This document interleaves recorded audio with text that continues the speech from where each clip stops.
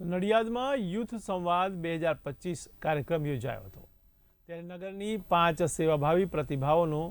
પંકજ દેસાઈ પુરુષાર્થ પારિતોષિકથી સન્માન કરાયું હતું તો ઇન્ટરનેશનલ મોટિવેશનલ સ્પીકર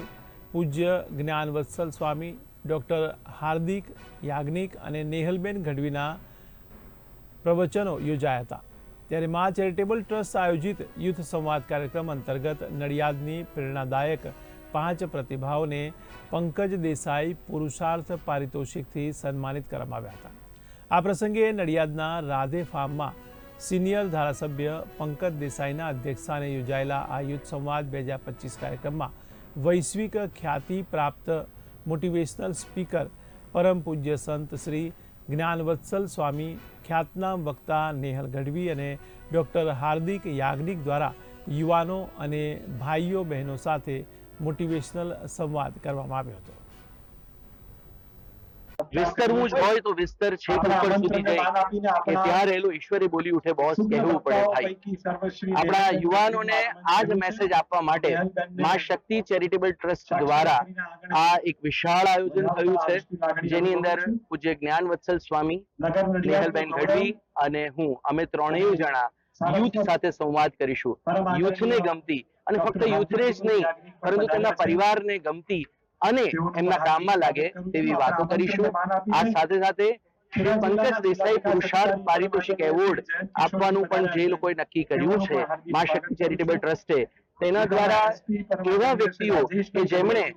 નડિયાદમાં રહી અને એવા વર્ક કર્યા છે કે જે સમગ્ર વિશ્વ સુધી આપણી સુગંધને પહોંચાડી છે, સમાજને ખૂબ મદદરૂપ થયા છે, એવા વ્યક્તિને પુરુષાર્થ પારિતોષિક જે મળી રહ્યો છે એ પણ ખૂબ જ સુંદર પગલું છે અને લગભગ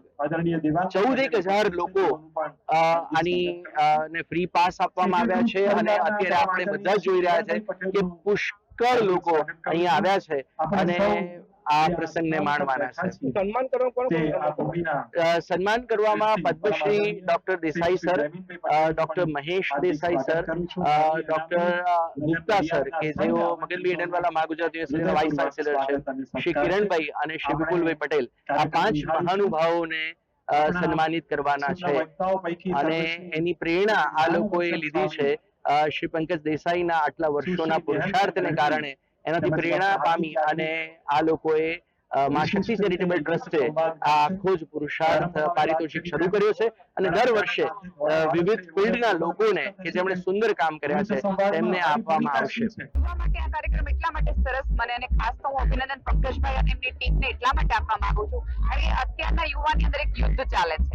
કોઈ એને એમ કે છે કે સભ્યતા આ બાજુ છે, કોઈ કે બીજી સંસ્કૃતિ આ છે, સંસ્કૃતિના પોતાના 10 અને 100 ડેફિનેશન્સ છે, તો એમના વચ્ચે એક એવો કાર્યક્રમ થવા જઈ રહ્યો છે જ્યાં એમને કહેવામાં આવે છે કે એમને સમજાવવામાં આવે છે અને એથી વધુ એમને સાંભળવામાં આવે છે। પંકજભાઈને અભિનંદન એટલા માટે આપવા પડે કે યુવાનોની વાત એ એમના પેરેન્ટ્સ સુધી લઈ જાય, કારણ કે ક્યારેક આપણે એવું માને છે કે અત્યારની પેઢી નથી સમજતી, પણ એવું કોઈ નથી કીધું કે એ પેઢીને બનાવનાર જે જૂની પેઢી છે એ પણ એને સમજતી નથી, એને પણ સાંભળતી નથી। તો આ એક સંવાદની વચ્ચે અને આમ પણ એક રાજકીય નેતાનું કામ જ એ છે કે બે પેઢી વચ્ચે, બે યુગ વચ્ચે કે બે વાદ્યો વચ્ચે એક સેતુ બને કે જેથી કરીને